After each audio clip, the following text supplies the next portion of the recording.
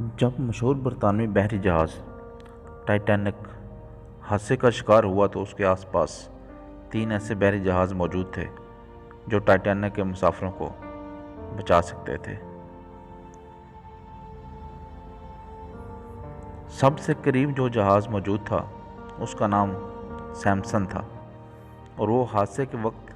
Titanic سے صرف 7 میل کی دوری پہ تھا۔ سیمپسن کے عملے نے نہ صرف ٹائٹینک کے عملے کی طرف سے فائر کیے گئے سفید شعلے جو کہ انتہائی خطرے کی صورت میں فضا میں فائر کیے جاتے ہیں دیکھے تھے، بلکہ مسافروں کی آہ و بکا بھی سنی تھی۔ لیکن کیونکہ سیمپسن کے عملے کے لوگ غیر قانونی طور پر انتہائی قیمتی سمندری حیات کا شکار کر رہے تھے اور انہیں نہیں چاہتے تھے کہ پکڑے جائیں، لہذا ٹائٹینک کی صورتحال کا اندازہ ہوتے ہی بجائے مدد کرنے کے وہ جہاز کو ٹائٹینک کی مخالف سمت میں بہت دور لے گئے۔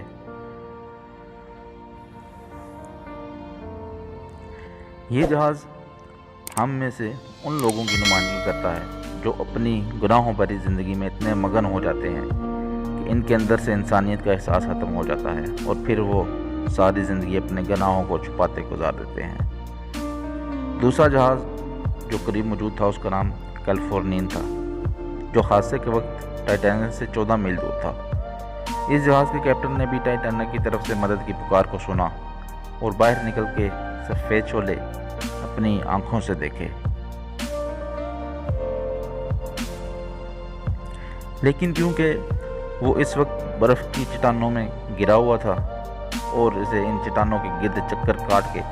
ٹائٹینک تک پہنچنے میں خاصی مشکل صورتحال سے دوچار ہونا پڑتا، لہذا کیپٹن نے اس کی بجائے دوبارہ اپنے بستر میں جانا اور صبح روشنی ہونے کا انتظار کرنا مناسب سمجھا۔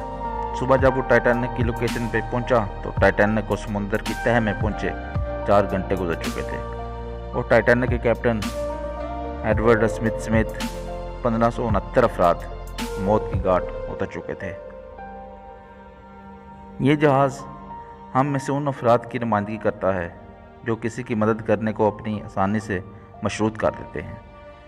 اور جب تک حالات حق میں نہ ہوں کسی کی مدد کرنا اپنا فرض نہیں سمجھتے۔ تیسرا جہاز کارپیتھیا تھا جو ٹائٹینک سے 68 میل دور تھا۔ اس جہاز کے کیپٹن نے ریڈیو پہ ٹائٹینک کے مسافروں کی چیخو پکار سنی۔ صورتحال کا اندازہ ہوتے ہی باوجود اس کے کہ یہ ٹائٹینک کی مخالف سمت میں جنوب کی طرف جا رہا تھا، اس نے فوراً اپنے جہاز کا رخ موڑا اور برف کی چٹانوں اور خطرناک موسم کی پرواہ کیے بغیر مدد کے لیے روانہ ہو گیا۔ اگرچہ یہ دور ہونے کے باعث ٹائٹینک کے ڈوبنے کے 2 گھنٹے بعد لوکیشن پہ پہنچ سکا، لیکن یہی وہ جہاز تھا جس نے لائف بوٹس بے امداد کے منتظر ٹائٹینک کے باقی ماندہ 710 مسافروں کو زندہ بچایا تھا اور انہیں بحفاظت نیو یارک پہنچا دیا تھا۔ اس جہاز کے کیپٹن آرتھر روسٹرن کو برطانوی نیوی کی تاریخ کی چند بہادر ترین کیپٹنز میں شمار کیا جاتا ہے اور ان کے اس عمل پہ انہیں کئی سماجی اور حکومتی ایوارڈ سے بھی نوازا گیا تھا۔ یاد رکھیے، ہماری زندگی میں ہمیشہ مشکلات رہتی ہیں، چیلنجز رہتے ہیں، لیکن وہ جو ان مشکلات اور چیلنجز کا سامنا کرتے ہوئے بھی انسانیت کی بھلائی کے لیے کچھ کر جاتے ہیں، انہیں انسان اور انسانیت یاد رکھتی ہے۔ دعا کیا کریں کہ خدا کسی کی مدد کی توفیق دے، کیونکہ یہ انسانیت کی معراج